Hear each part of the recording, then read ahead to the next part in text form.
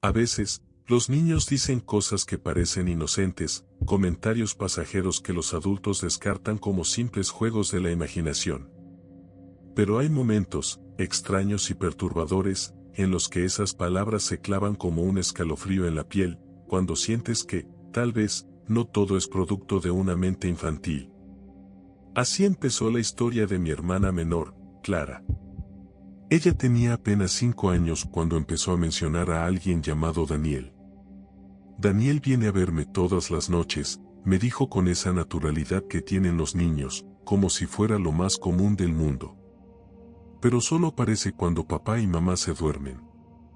Recuerdo que en ese momento no le presté mucha atención. Después de todo, ¿cuántos niños no inventan amigos imaginarios para pasar el rato o sentirse acompañados? Pensé que era algo temporal, una fase de su infancia. Mi hermana siempre fue una niña sensible, con una imaginación desbordante, así que no le di más vueltas al asunto. Sin embargo, poco a poco, algo empezó a cambiar. Las primeras señales de que había algo inquietante ocurriendo fueron sutiles, casi imperceptibles. Clara comenzó a comportarse de manera extraña, pasaba más tiempo sola, se sentaba junto a la ventana de su habitación y susurraba palabras que no llegaba a comprender. Siempre mirando hacia afuera, como si estuviera esperando algo. O a alguien. Recuerdo una noche en particular. Yo había estado leyendo en mi cuarto cuando escuché el leve sonido de la madera crujiendo. Era un ruido familiar en nuestra vieja casa, pero esa noche, cada pequeño sonido me parecía amplificado. Decidí salir de mi habitación y caminar por el pasillo. Al pasar frente a la puerta entreabierta del cuarto de Clara, me detuve. La vi allí, sentada en el suelo, con las piernas cruzadas, mirando fijamente a la ventana. ¿Qué haces despierta tan tarde?, le pregunté, tratando de no sonar alarmado. Pero no respondió de inmediato. Sus pequeños hombros estaban tensos, y su rostro reflejaba una concentración inusitada para una niña de su edad. Tras un silencio incómodo, murmuró algo que apenas pude entender. Daniel está afuera, dijo finalmente, sin apartar la mirada de la ventana. Él quiere entrar. Un escalofrío recorrió mi espalda. Algo en su tono me dejó paralizado, algo que no era normal en ella. Sin pensarlo, salí de su habitación y me dirigí hacia el patio trasero. Quería demostrarme a mí mismo que no había nada de qué preocuparme, que todo estaba en la mente de Clara.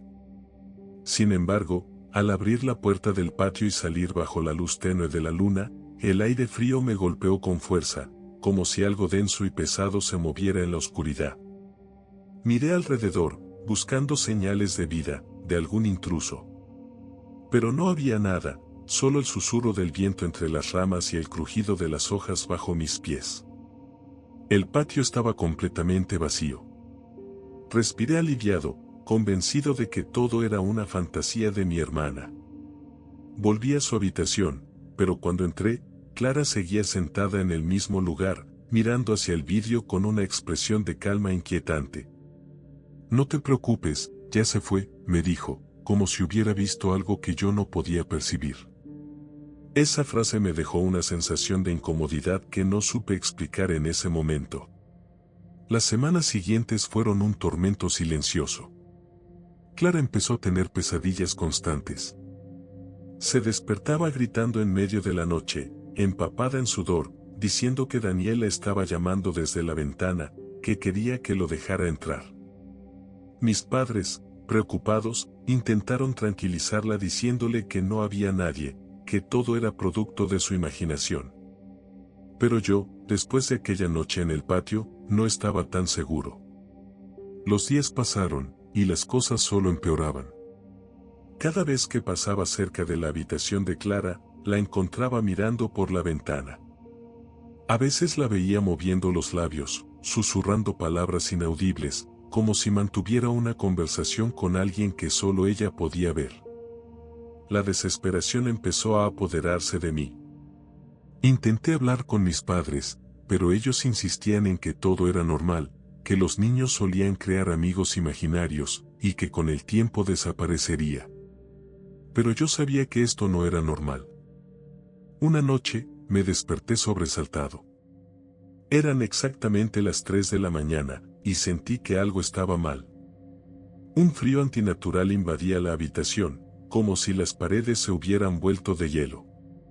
Fue entonces cuando lo escuché, un leve golpeteo en la ventana, apenas un susurro contra el vidrio. Mi corazón comenzó a latir con fuerza. Dudé por un instante, pero finalmente me armé de valor y me acerqué lentamente a la ventana. La abrí con cuidado, y una ráfaga de aire helado me golpeó el rostro. La ventana estaba entreabierta. Me incliné hacia adelante, y cuando miré hacia el jardín, lo vi. Una figura alta, delgada, inmóvil, de pie entre los árboles, observándome desde la oscuridad. No podía distinguir su rostro con claridad, pero algo en su postura me hizo saber que no era un ser humano común. Lo más perturbador fue la sensación de que él también me estaba mirando, con una atención absoluta y penetrante. Cerré la ventana de golpe, asustado, y corrí hacia la habitación de Clara. Cuando entré, ella estaba despierta, sentada en su cama, con los ojos abiertos de par en par. Él viene a buscarme, susurró, con una calma que me asustó aún más. A partir de esa noche, algo cambió en la casa. Mis padres empezaron a notar la tensión en el ambiente. Clara seguía despertándose en medio de la noche, cada vez más agitada, gritando que Daniel estaba ahí, justo fuera de la ventana. Mi madre decidió mudarnos, convencida de que un cambio de aires le haría bien a Clara. Sin embargo, yo no podía sacudirme la sensación de que algo más oscuro se cernía sobre nosotros. Finalmente, nos mudamos a una casa nueva, lejos de la antigua, pero el miedo persistía. Aunque Clara dejó de mencionar a Daniel, había momentos en los que, en silencio, la encontraba mirando hacia una ventana, aunque no había nada del otro lado. Era como si aún no estuviera esperando, como si supiera que, de alguna manera, Daniel no había desaparecido del todo. Una noche, años después de habernos mudado, tuve un sueño. En él, estaba de pie frente a la antigua casa, mirando hacia la ventana del cuarto de Clara. Sentí la misma opresión en el pecho, el mismo frío antinatural que había sentido aquella noche. Y entonces lo vi de nuevo. La misma figura, de pie en el jardín, mirándome desde las sombras. Pero esta vez, su rostro era visible. Era pálido, vacío, con ojos oscuros que parecían absorber la luz. Me desperté sobresaltado, pero el sueño me dejó con una certeza aterradora: Daniel no era solo un producto de la imaginación de mi hermana. Había algo más, algo real, algo que todavía estaba ahí, esperando. Y aunque habíamos dejado atrás la casa, él no nos había dejado a nosotros. Mi hermana Clara nunca volvió a mencionar a Daniel en voz alta, pero a veces, cuando la observo desde lejos, la veo mirando fijamente a la ventana, como si escuchara algo que yo no puedo oír. Como si aún estuviera en contacto con ese ser que una vez la visitó todas las noches. A veces, en los momentos más oscuros de la noche, me pregunto si Daniel sigue esperando, no solo por ella, sino por mí también.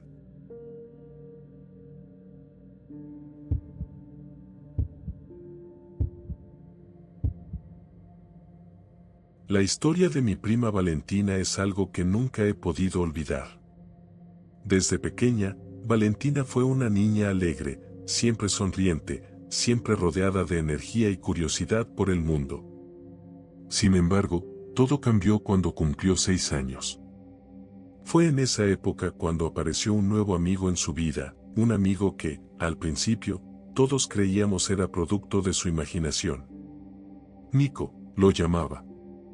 Al principio no era más que un nombre entre risas, un compañero de juego invisible que parecía acompañarla en todas partes.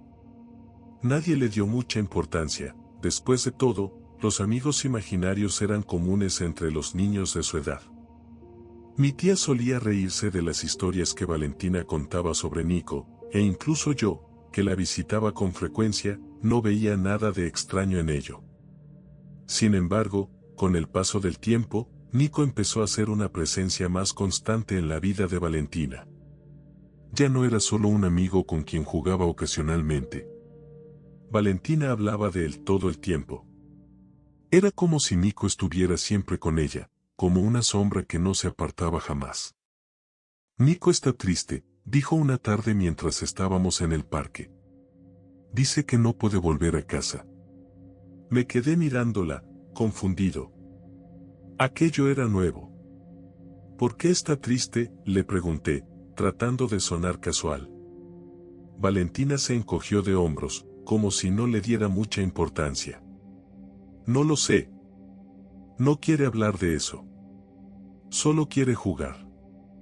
Ese comentario empezó a inquietarme. En casa, las cosas también comenzaron a ponerse raras. Mi tía notó que los juguetes de Valentina aparecían en lugares donde no los había dejado. Las puertas se cerraban solas, a veces con un leve susurro, como si alguien más estuviera allí, pero nunca había nadie. Al principio, mi tía pensó que todo era una coincidencia, que Valentina movía las cosas sin darse cuenta o que el viento hacía que las puertas se cerraran.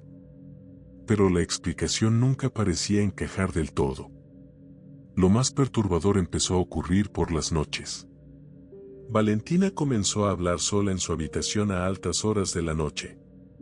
Mi tía la oía desde su propio cuarto, y aunque al principio pensó que solo estaba hablando en sueños, pronto se dio cuenta de que Valentina estaba despierta, manteniendo largas conversaciones con alguien.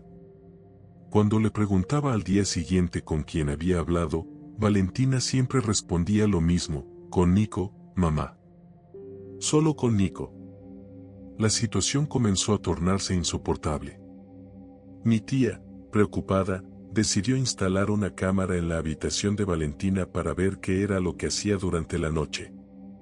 Quizá, pensó, descubriría que todo era parte de la imaginación hiperactiva de su hija.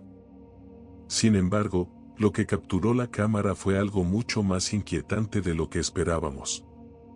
En las grabaciones, Valentina parecía estar conversando con alguien que no podíamos ver. Hablaba en susurros, a veces se reía, como si alguien la hiciera reír. Pero lo más escalofriante ocurrió una madrugada. El video mostraba a Valentina parada frente a la ventana, mirando fijamente hacia el exterior, con una expresión extraña en su rostro. Y entonces, se escuchó un susurro. Un susurro que no provenía de Valentina. Ven conmigo. El sonido era apenas audible, pero estaba allí. Mi tía lo escuchó repetidamente, con los pelos de punta. Esa voz no era la de su hija. Era otra voz, más profunda, más sombría. ¿Quién estaba susurrando a Valentina en medio de la noche? Tras esa revelación, mi tía comenzó a investigar más a fondo. Rebuscó en los registros antiguos de la casa, tratando de entender si había algún motivo para lo que estaba ocurriendo. Lo que descubrió fue aterrador. Hace más de 50 años, un niño llamado Nicolás había vivido en esa casa. Según los informes, Nicolás había muerto en un trágico accidente al caer desde una de las ventanas del segundo piso, la misma ventana frente a la que Valentina solía pararse para hablar con Nico. Mi tía estaba aterrada. Intentó explicarle a Valentina que Nico no era real, que debía dejar de hablar con él. Pero Valentina se negaba a escuchar. Decía que Nico era su amigo, que la necesitaba. La situación empeoró cuando Valentina comenzó a tener sueños en los que Nico le pedía que lo ayudara, que lo dejara entrar a la casa, que lo acompañara. Una noche, mi tía tomó la decisión de llevar a Valentina a la casa de los abuelos, lejos de la casa donde Nico había vivido. Aunque al principio Valentina protestó, poco a poco fue dejando de mencionar a su amigo imaginario. No volvió a hablar de Nico, y mi tía decidió que lo mejor sería no volver a la casa donde todo había comenzado. Sin embargo, yo nunca he podido olvidar esos días. Incluso hoy, cuando veo a Valentina, noto que a veces, cuando está sola, sigue mirando de reojo hacia las ventanas, como si esperara ver algo o a alguien. Y cada vez que lo hace, una extraña sensación me recorre, como si, de alguna manera, Nico todavía estuviera allí, esperando. Y lo que me atormenta más es la pregunta que no he podido dejar de hacerme desde entonces: ¿qué habría pasado si Valentina hubiera decidido seguir a Nico? ¿Habría desaparecido para siempre, llevada por el espíritu de un niño atrapado entre este mundo y el siguiente?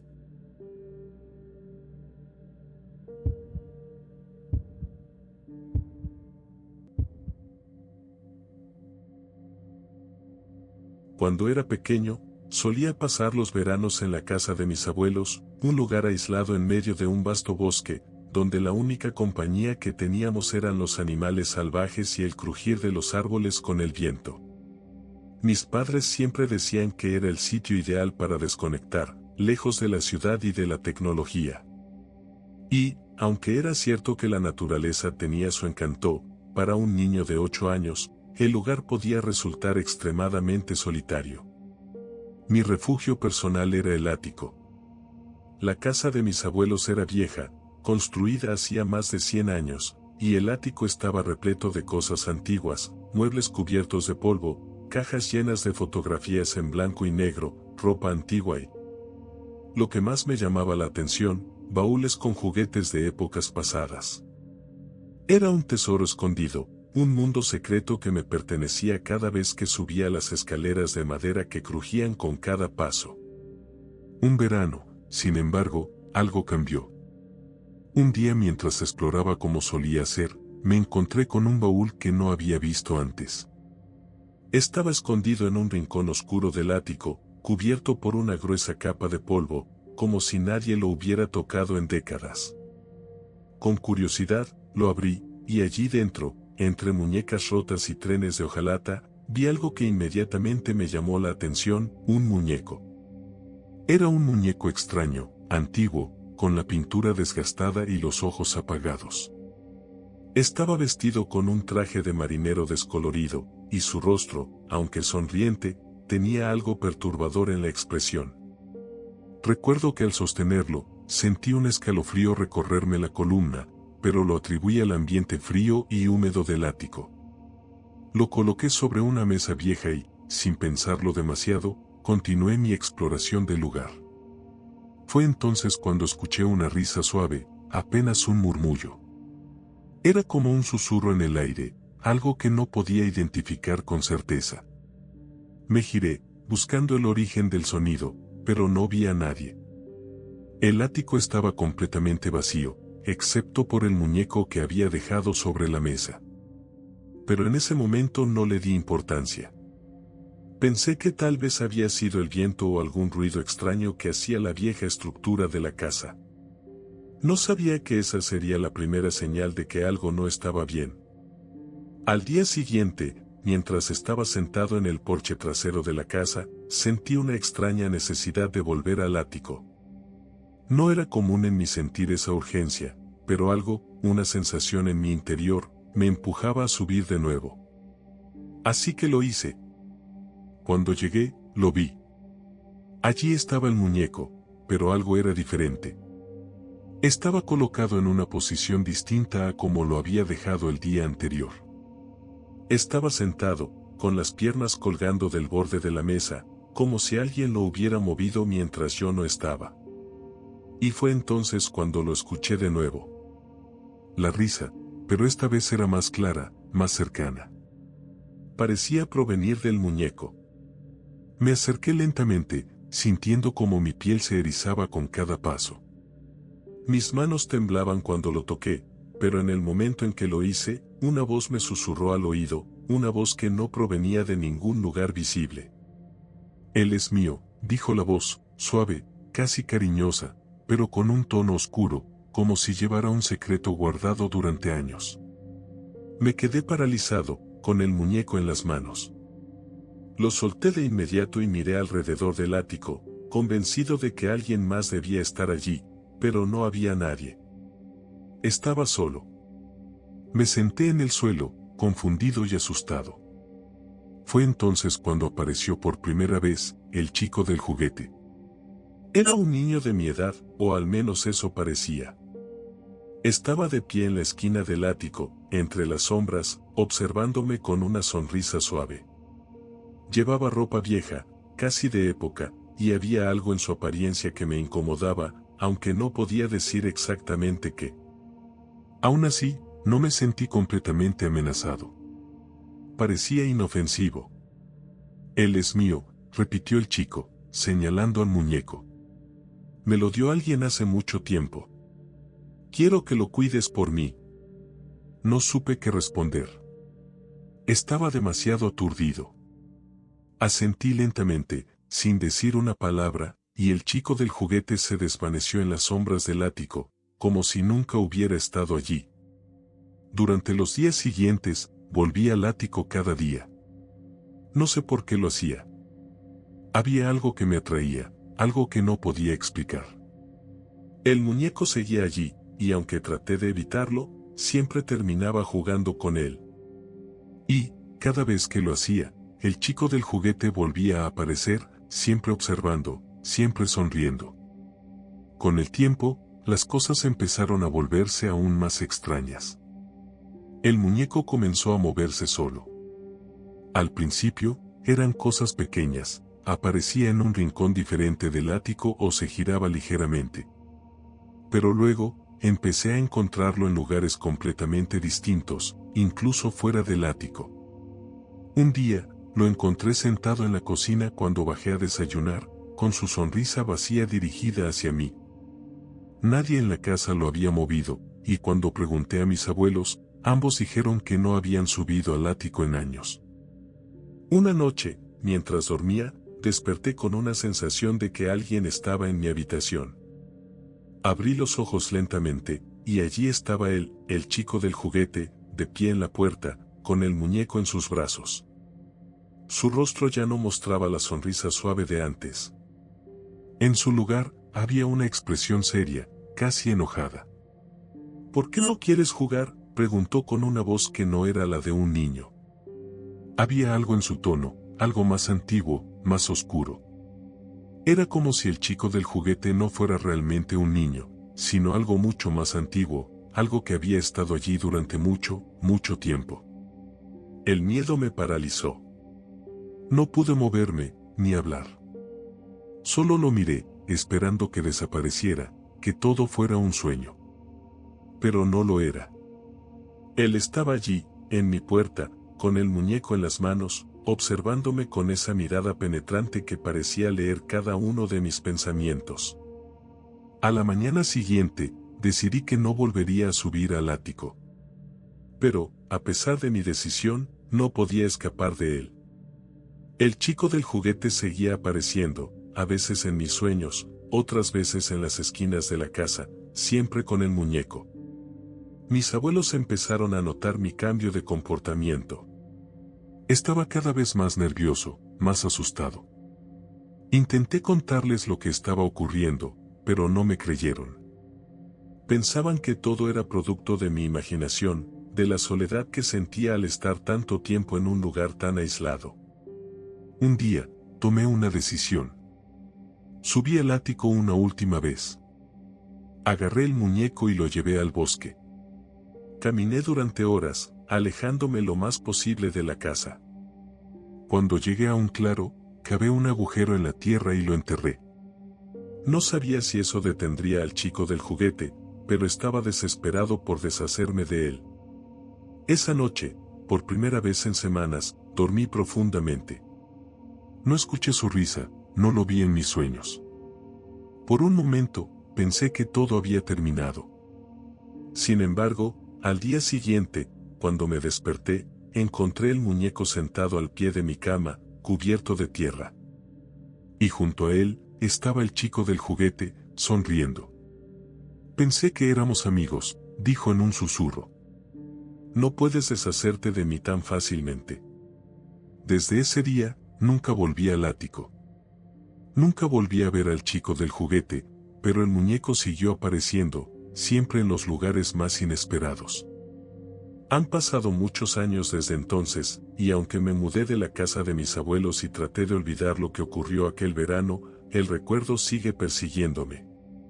A veces, en las noches más oscuras, todavía escucho la suave risa del chico del juguete, y en mis sueños, lo veo de pie al final de mi cama, esperando que vuelva a jugar con él.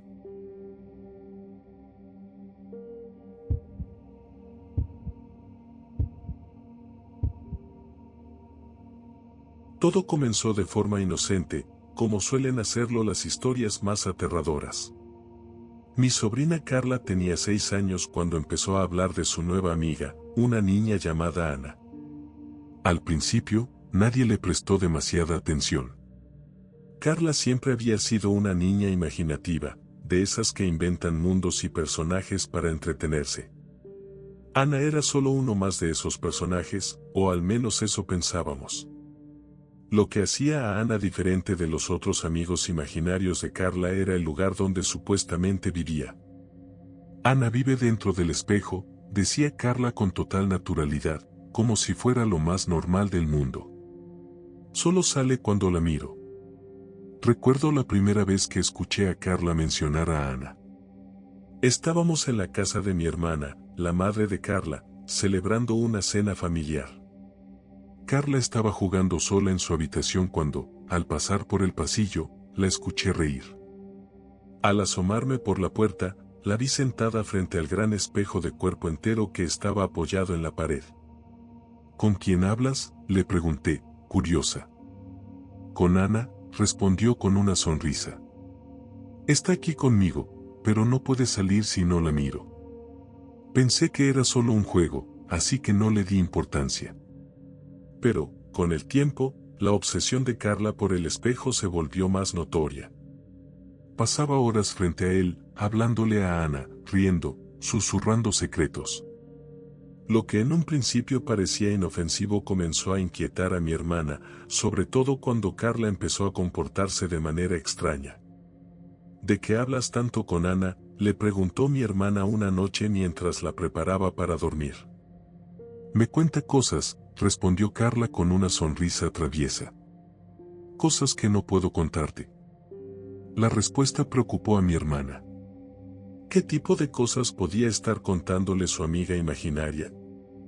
Pero, en lugar de interrogarla más, decidió observarla con más atención. Las cosas empeoraron cuando Carla comenzó a despertarse en mitad de la noche, llorando. Cada vez que mi hermana acudía a consolarla, Carla siempre decía lo mismo: Ana no quiere que me vaya. Dice que debo quedarme con ella.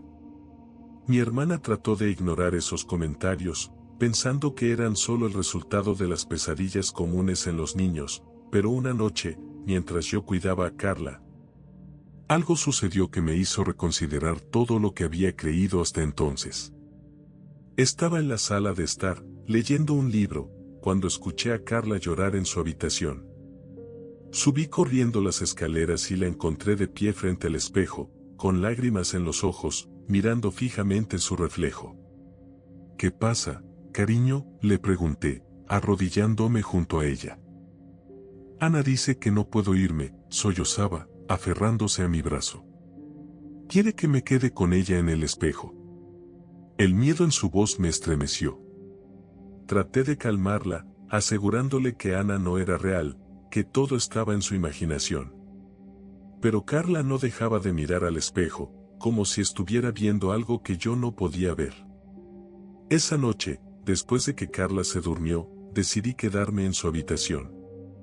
La idea de que algo, aunque fuera imaginario, estuviera afectando tanto a mi sobrina me preocupaba.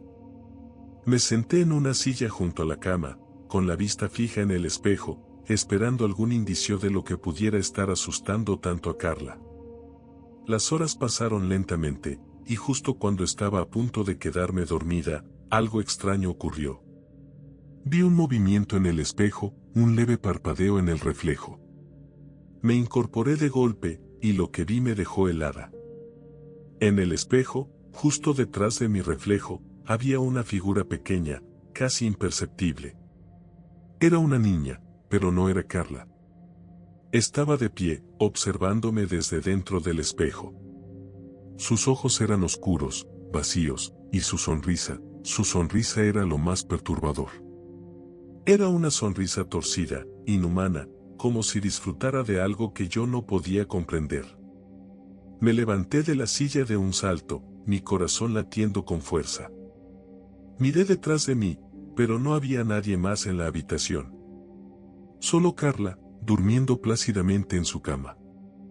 Pero cuando volví la vista al espejo, la niña seguía allí, mirándome, como si esperara algo de mí. Salí corriendo de la habitación y desperté a mi hermana, contándole lo que había visto. Al principio, pensó que solo había sido un sueño o una alucinación causada por el cansancio, pero cuando le hablé de la figura en el espejo, algo en su rostro cambió. Carla ha estado hablando de esa niña durante semanas, dijo en voz baja, como si estuviera tratando de convencerse de que no era real. Dice que se llama Ana y que vive en el espejo. Esa misma noche, decidimos sacar el espejo de la habitación de Carla. Mi hermana lo guardó en el desván, lejos del alcance de la niña. Durante un tiempo, parecía que todo había vuelto a la normalidad. Carla dejó de hablar de Ana, y sus pesadillas desaparecieron. Sin embargo, un par de semanas después, mi hermana me llamó, su voz temblaba al teléfono. Me contó que había encontrado a Carla en el desván, sentada frente al espejo que habíamos guardado, susurrando algo en voz baja. ¿Qué haces aquí?, le preguntó, aterrada. Estoy hablando con Ana, respondió Carla con una calma inquietante.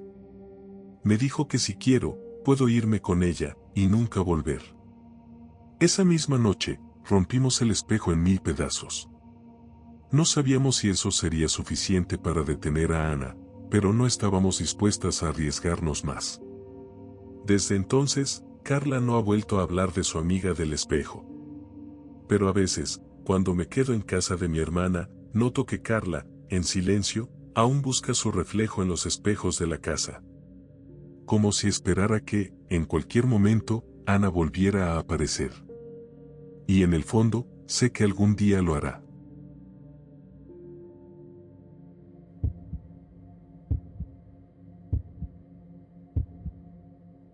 Mi primo Alejandro siempre fue un niño diferente.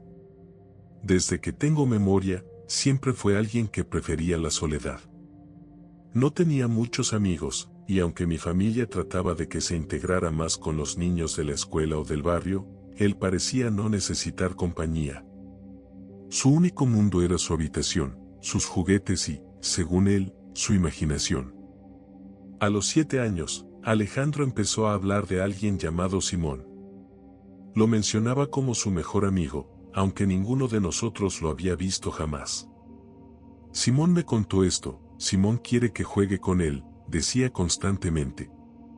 Al principio, todos en la familia lo tomamos como un amigo imaginario. Después de todo, muchos niños inventan compañeros para no sentirse solos, especialmente aquellos que, como Alejandro, prefieren pasar su tiempo alejados de los demás. Recuerdo que una tarde, mientras estábamos en la casa de sus padres, Alejandro se quedó mirando por la ventana de su habitación. Era una escena común en él, una de esas veces en las que parecía estar completamente desconectado de la realidad, absorto en su propio mundo. Decidí acercarme a él y le pregunté qué estaba viendo. Sin apartar la mirada de la ventana, simplemente dijo, Simón está aquí afuera. Dice que quiere jugar. A pesar de que me inquietó la seriedad con la que lo dijo, lo dejé pasar. Era solo la imaginación de un niño, o eso pensaba en ese momento. Sin embargo, con el paso del tiempo, la presencia de Simón en la vida de Alejandro comenzó a volverse cada vez más perturbadora. Ya no era solo un amigo imaginario con quien jugaba ocasionalmente. Simón parecía estar presente en cada aspecto de su vida. Mi primo empezó a cambiar. Pasaba horas solo en su cuarto, riendo, hablando en voz baja, como si alguien más estuviera allí con él. Cuando le preguntábamos qué hacía, siempre respondía lo mismo, Simón me está contando historias. Pero nunca nos dijo qué tipo de historias eran esas. Su comportamiento comenzó a preocupar a mis tíos. Alejandro, que siempre había sido tranquilo, ahora mostraba una fascinación enfermiza por este Simón. Recuerdo una tarde en particular. Mis padres me habían dejado en casa de mis tíos para pasar el día con Alejandro. Yo, inquieto por su comportamiento, decidí ir a su habitación para jugar con él. Cuando entré, lo encontré de espaldas, sentado en el suelo, mirando fijamente una esquina vacía de la habitación. Me acerqué lentamente y le pregunté qué estaba haciendo. Simón está enojado, murmuró después de un largo silencio, sin apartar la vista del rincón vacío. ¿Por qué está enojado?, le pregunté, sin saber muy bien cómo reaccionar. Alejandro giró lentamente su cabeza hacia mí, con una expresión que nunca había visto en él. Sus ojos, normalmente tranquilos, estaban llenos de algo que no supe identificar en ese momento, pero que me hizo sentir un escalofrío recorrer mi espalda. Dice que no quiere que nadie más juegue conmigo, dijo en un susurro, y luego volvió a mirar hacia la esquina, como si estuviera esperando una respuesta de alguien que yo no podía ver. Esa respuesta me dejó helado. No supe qué decir. Todo en esa situación me pareció profundamente inquietante, así que decidí dejarlo solo y me fui de la habitación, sintiendo que algo estaba mal. Esa misma noche, ocurrió algo que jamás olvidaré. Estaba durmiendo en una de las habitaciones de huéspedes, cuando el crujido de la puerta me despertó. Al principio, pensé que eran mis tíos, o que Alejandro había ido al baño. Pero al abrir los ojos y mirar hacia la puerta, lo vi. Alejandro estaba parado allí, inmóvil, con la puerta apenas entreabierta. No podía ver su rostro claramente, pero había algo en su postura que me inquietó. Alejandro, lo llamé, con la voz ronca por el sueño. No respondió. Se quedó allí, parado, observándome. Entonces, después de unos segundos que parecieron eternos, lo escuché murmurar algo en voz baja, casi como si estuviera hablando consigo mismo. Simón dice que te vayas de aquí. No le gustas. Mi corazón se aceleró. Me senté en la cama, tratando de entender lo que acababa de decir. ¿Qué dices, Alejandro?, le pregunté, pero él no me respondió.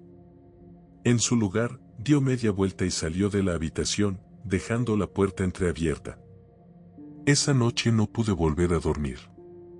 Me quedé despierto, con los ojos fijos en la puerta, esperando que algo más ocurriera, pero todo quedó en silencio. A la mañana siguiente, intenté hablar con mis tíos sobre lo que había pasado, pero ellos solo me dijeron que seguramente Alejandro había tenido un mal sueño. Me dijeron que no me preocupara, que todo era parte de la imaginación infantil, pero algo en mí sabía que había más detrás de esa historia. Los días que siguieron fueron aún más extraños. Alejandro ya no quería salir de su habitación.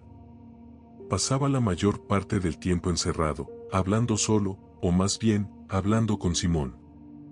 Mis tíos empezaron a alarmarse y decidieron llevarlo a un psicólogo infantil.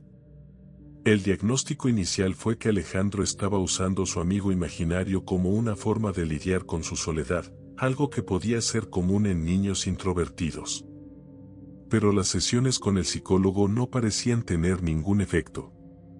Alejandro seguía absorto en su relación con Simón, y cada vez que salía de su habitación, su comportamiento era más extraño. Comenzó a mostrar signos de agresividad cuando alguien mencionaba a Simón. Si le preguntábamos qué historias le contaba Simón, se enfadaba. Si alguien trataba de pasar tiempo con él en su habitación, se volvía frío y distante. Mis tíos, cada vez más desesperados, empezaron a pensar en soluciones más drásticas. Hablaron de cambiar de casa, de enviar a Alejandro a otra escuela, de alejarlo de cualquier entorno que pudiera estar influyendo en su comportamiento. Pero antes de que pudieran hacer algo, ocurrió lo impensable. Una mañana, cuando mi tía fue a despertar a Alejandro para ir a la escuela, descubrió que no estaba en su cama. Al principio, pensó que tal vez se había levantado temprano y estaba en alguna otra parte de la casa, pero tras buscarlo por todas partes, se dio cuenta de que Alejandro había desaparecido. La ventana de su habitación estaba abierta de par en par, y las cortinas se movían suavemente con el viento. Mis tíos llamaron a la policía, y las autoridades comenzaron una búsqueda exhaustiva. Durante meses, rastrearon los alrededores de la casa, el barrio, las áreas cercanas, pero no encontraron ninguna pista sobre el paradero de Alejandro. Era como si se hubiera desvanecido en el aire. La única pista que quedó fue algo que encontraron en las paredes de su habitación. Mientras los investigadores inspeccionaban el cuarto, notaron unas extrañas marcas de manos en la pared, justo debajo de la ventana abierta. Eran marcas de manos pequeñas y sucias, como si alguien hubiera dejado impresiones al salir por la ventana. Pero lo más inquietante fue que esas marcas no coincidían con las de Alejandro. Eran más pequeñas, más delgadas, como si pertenecieran a un niño más joven, o tal vez, a algo más. La desaparición de Alejandro fue un golpe devastador para la familia. Mis tíos se sumieron en una profunda tristeza, y con el tiempo, dejaron de hablar del tema. La policía nunca encontró una explicación para lo ocurrido, y el caso quedó archivado como uno más de los tantos niños desaparecidos. Pero yo nunca pude olvidarlo. Todavía, a veces, tengo sueños en los que veo a Alejandro, parado en la puerta de mi habitación, con esos ojos vacíos que me miraban aquella noche. Y siempre, en esos sueños, escucho la misma frase, repetida una y otra vez en un susurro: Simón dice que te vayas de aquí. No le gustas. Aún hoy, cuando pienso en lo que le ocurrió a mi primo, me pregunto si realmente era un simple amigo imaginario lo que había en su vida, o si Simón era algo más. Algo que había estado esperando en las sombras, jugando con su mente, hasta el día en que decidió llevárselo para siempre.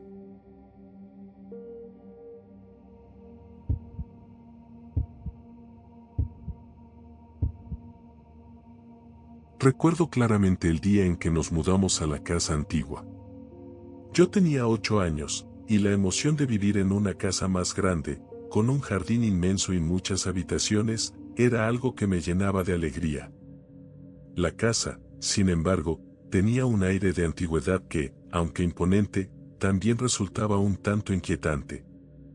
Era una de esas construcciones viejas, con pisos de madera que crujían con cada paso, techos altos y un sótano oscuro que mi madre me prohibió visitar desde el primer día. Pero lo que más me perturbaba era la sensación de que la casa tenía vida propia, como si sus paredes guardaran secretos que yo no estaba destinado a conocer. Todo parecía normal al principio, aunque con el tiempo, las noches en esa casa comenzaron a llenarse de una extraña tensión. Al principio, pensaba que era solo mi imaginación, ese miedo típico que surge cuando uno es un niño en un lugar nuevo y desconocido. Pero la verdad es que no estaba preparado para lo que realmente sucedería. Fue mi hermana menor, Sofía, quien primero mencionó al hombre bajo la cama. Recuerdo que una noche, mientras cenábamos, de repente soltó la frase con una naturalidad perturbadora: Tomás vive bajo mi cama. Todos en la mesa nos detuvimos y la miramos, sorprendidos por el comentario. ¿Quién es Tomás?, le preguntó mi madre, sin darle mucha importancia. Es mi amigo, dijo Sofía con una sonrisa inocente.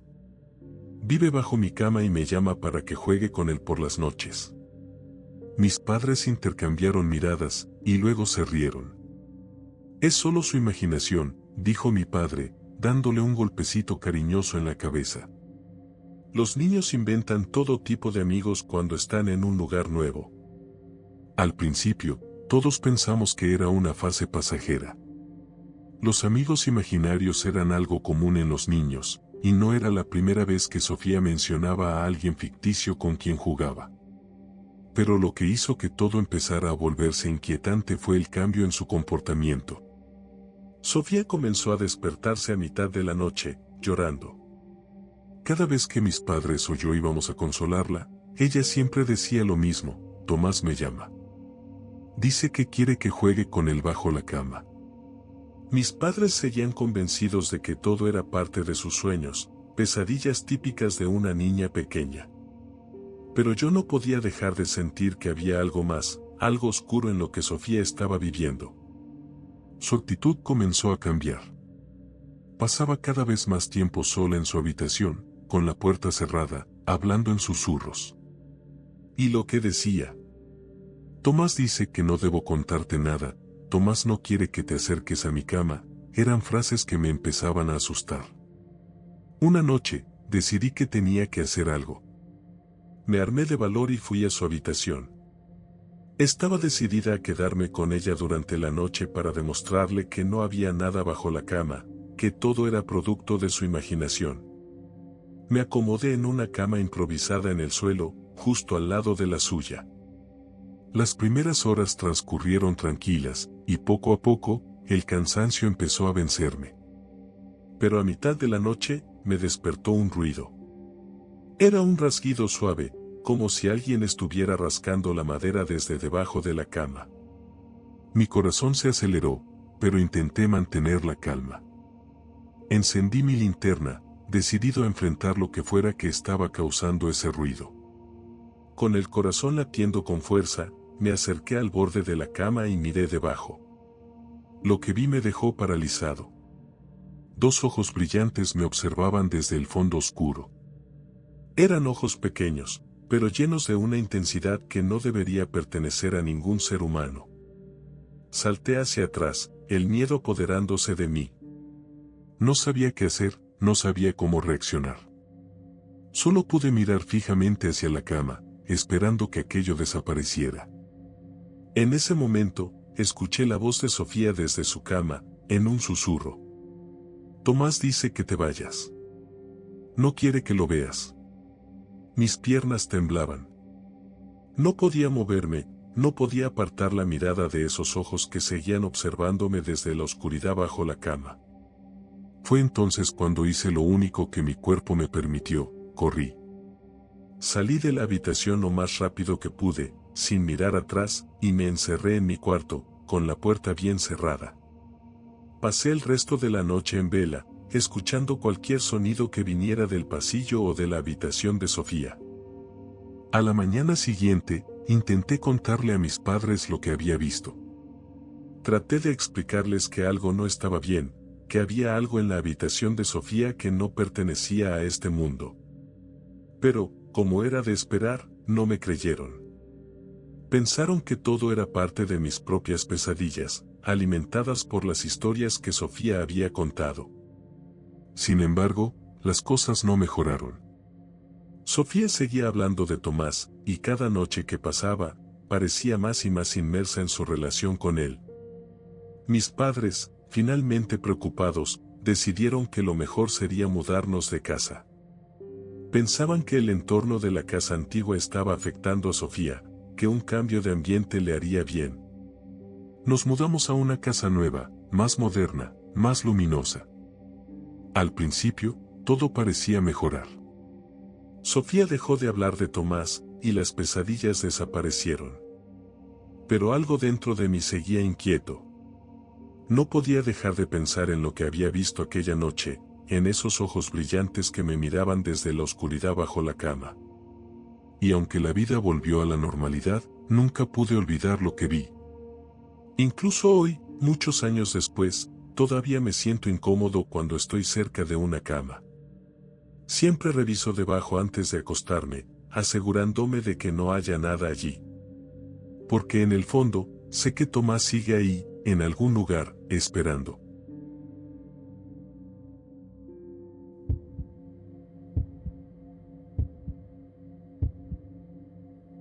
Cuando tenía 9 años, mi familia y yo nos mudamos a un apartamento en un viejo edificio del centro de la ciudad.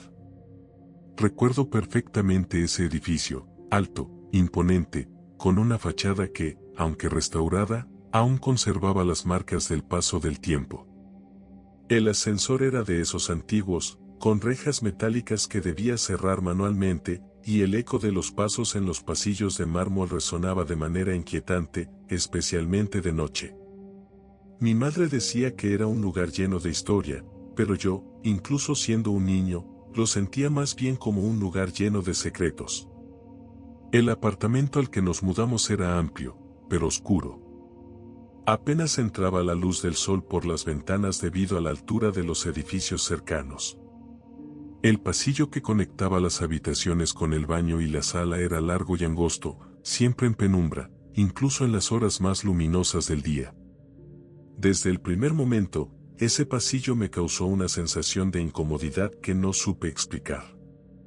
Cada vez que pasaba por él, sentía que alguien más estaba allí, observándome desde la distancia. Al principio, pensé que era solo mi imaginación. Después de todo, era un niño y acabábamos de mudarnos a un lugar nuevo. Todo era extraño y diferente. Sin embargo, no tardé mucho en empezar a notar algo que no podía ignorar. En más de una ocasión, mientras caminaba de mi habitación a la cocina o al baño, sentí una presencia. Era como si, justo en el límite de mi visión, alguien se moviera. Al girar la cabeza, nunca había nadie, pero siempre me quedaba con esa sensación de haber visto algo, una sombra pequeña y silenciosa. Los primeros días no le di demasiada importancia. Pensaba que quizás era un juego de luces, o tal vez solo mi mente jugándome una mala pasada. Pero con el tiempo, empecé a darme cuenta de que aquello no era solo una ilusión pasajera. No era un simple truco de la vista. Era algo más. Comencé a notar que cada vez que pasaba por el pasillo, especialmente por la noche, podía ver una figura pequeña, casi infantil, parada al final del corredor. La veía de reojo, sin lograr nunca mirarla directamente. Solo cuando me detenía y giraba la cabeza, la figura desaparecía. Pero en el fondo de mi ser, sabía que estaba ahí, en la penumbra, mirándome en silencio. La sensación era espantosa, esos ojos que no podía ver directamente, pero que sabía que me estaban observando, cada vez que pasaba de un lado a otro del apartamento. Lo más perturbador de todo era que esa figura parecía siempre estar a la misma distancia, nunca se acercaba ni se alejaba. Siempre estaba allí, justo fuera de mi alcance, lo suficiente para que supiera de su existencia, pero nunca lo bastante cerca como para distinguir claramente sus rasgos. Al principio intenté ignorarlo. Pensé que si simplemente no le prestaba atención, desaparecería por sí solo. Pero, en lugar de irse, la presencia del niño en el pasillo se volvió más evidente. Durante el día, cuando el apartamento estaba lleno de la luz artificial de las lámparas, aún sentía que algo o alguien estaba allí, pero era más fácil fingir que no existía. Era durante las noches cuando la situación se volvía insostenible. El pasillo siempre estaba en sombras. Solo una pequeña lámpara en la sala proporcionaba una tenue luz amarillenta, que apenas alcanzaba a iluminar la entrada del corredor. El resto quedaba envuelto en una penumbra inquietante. Cada vez que tenía que ir al baño por la noche, sentía un escalofrío recorrer mi espalda. La figura del niño estaba allí, siempre en el extremo del pasillo, mirándome con sus ojos vacíos. Una noche, después de haberlo visto varias veces y de no poder más con la ansiedad que me causaba, decidí contarle a mi madre.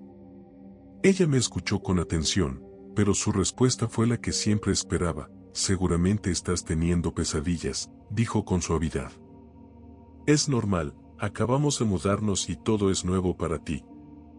Estás inventando cosas para no sentirte solo.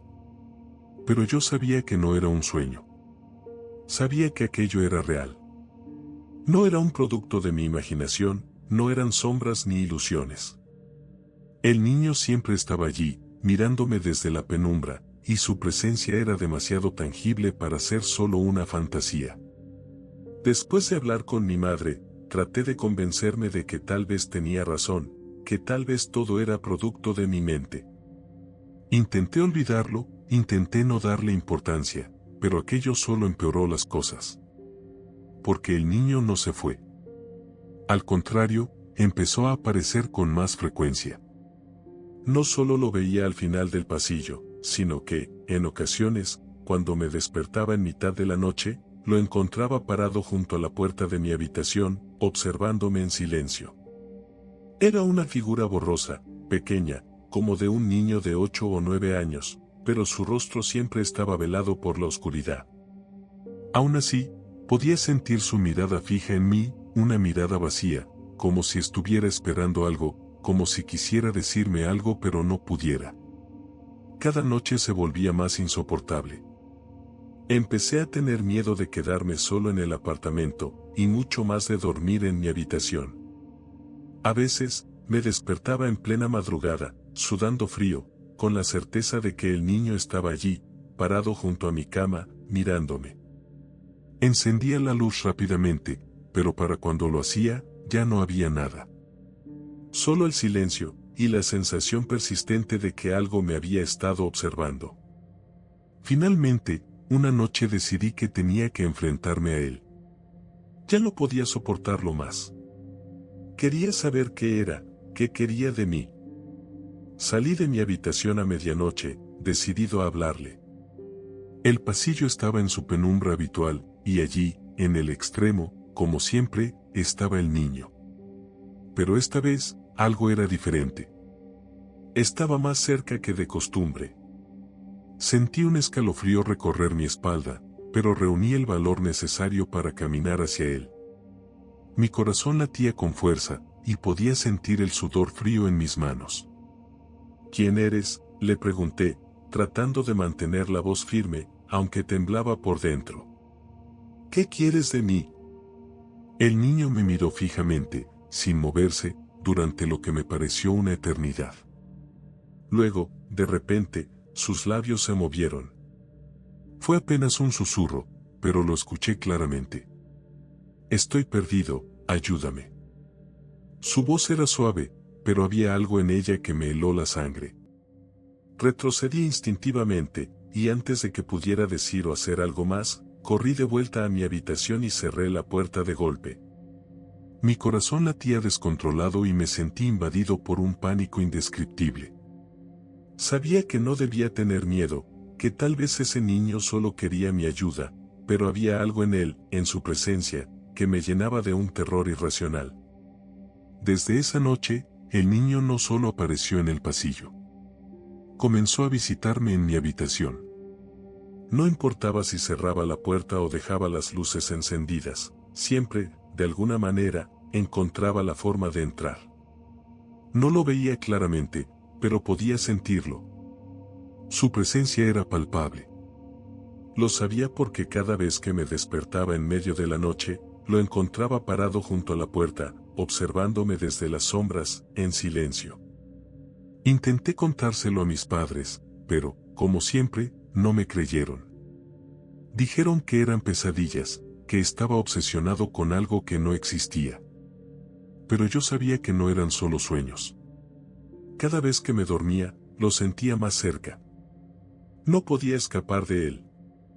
Era como si estuviera atrapado en una pesadilla de la que no podía despertar. Finalmente, decidí investigar por mi cuenta. Sabía que había algo más detrás de la presencia del niño, algo que tenía que descubrir. Comencé a preguntar a los vecinos del edificio sobre la historia del lugar. La mayoría no tenía mucho que decir, pero uno de los inquilinos más antiguos, un hombre de unos 70 años, me contó algo que me heló la sangre. Hace más de 20 años, un niño de 8 años había desaparecido en ese edificio. Según el relato, el niño había salido a jugar en los pasillos una tarde y nunca más volvió. Su cuerpo nunca fue encontrado, y aunque la policía investigó exhaustivamente, el caso quedó sin resolver. Lo último que alguien vio del niño fue su sombra deslizándose por el pasillo del piso donde vivíamos nosotros. Esa fue la última pieza del rompecabezas que necesitaba. Comprendí entonces que el niño que veía no era simplemente una figura imaginaria, ni una ilusión. Era el espíritu de ese niño perdido, atrapado en el edificio, buscando ayuda, buscando que alguien lo liberara de su destino trágico. Pero no sabía cómo ayudarlo. Y aunque lo hubiera sabido, no estaba seguro de querer hacerlo. Había algo oscuro en él, algo más allá de la simple tristeza de un niño perdido. Había una frialdad en su mirada, en su presencia, que me hacía pensar que su destino estaba sellado y que, si lo ayudaba, tal vez me arrastraría con él. Desde entonces, he vivido con esa incertidumbre. Nos mudamos del edificio unos años después, y aunque nunca volví a ver al niño, su recuerdo me persigue hasta hoy. A veces, Cuando camino por pasillos oscuros o me despierto en mitad de la noche, siento que está allí, observándome desde la distancia, esperando el momento adecuado para volver.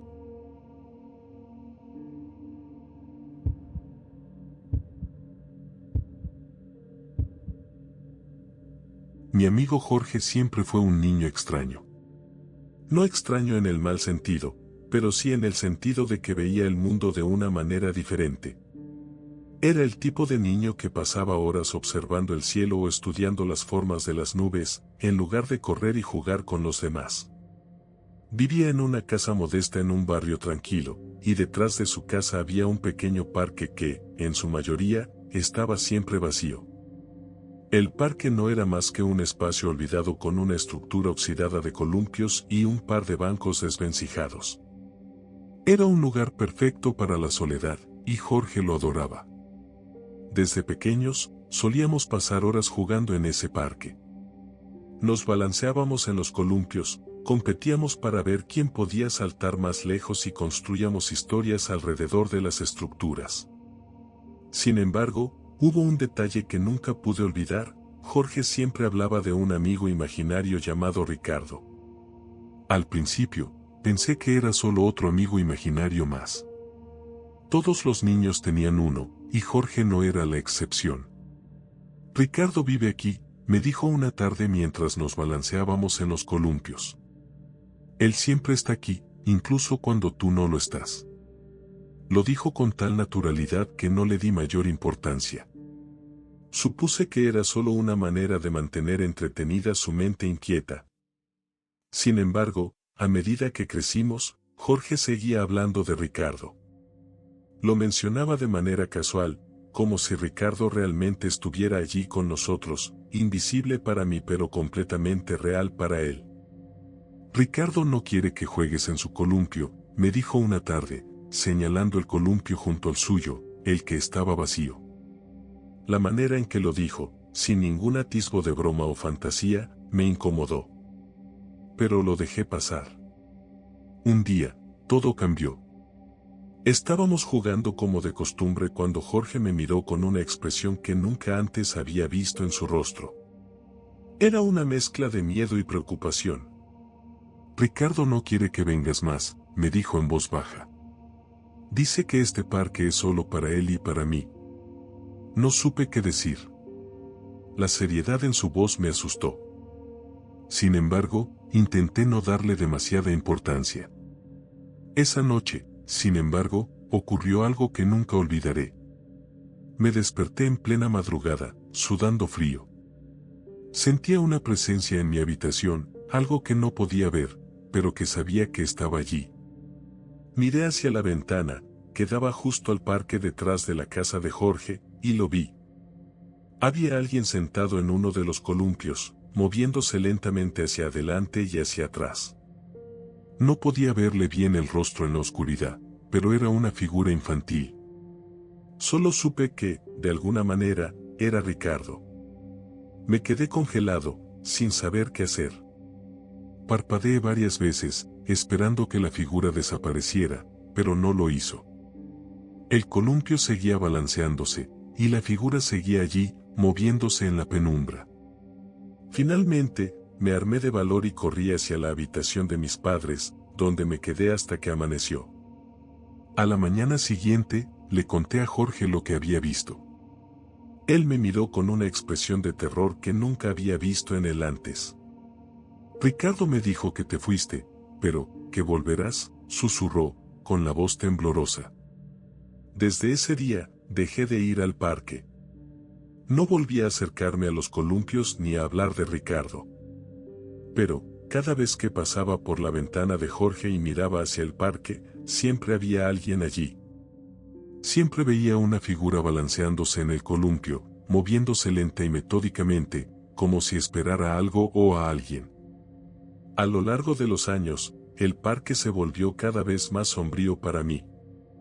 El columpio donde Ricardo solía estar parecía tener vida propia, moviéndose incluso cuando no había viento. Y aunque nunca más vi la figura con la claridad de aquella noche, siempre sentí su presencia. Sabía que Ricardo seguía allí, esperando. Y lo más perturbador de todo es que, a veces, en mis sueños, me encuentro de nuevo en el parque, caminando hacia los columpios. Y siempre está Ricardo, sentado, balanceándose lentamente, mirando hacia el horizonte vacío. Y así terminan estas aterradoras historias. Espero que aún puedas dormir esta noche. Si te ha gustado el video y quieres seguir disfrutando de más relatos que te pondrán los pelos de punta, no olvides suscribirte al canal y activar la campanita para no perderte ninguno de los próximos episodios.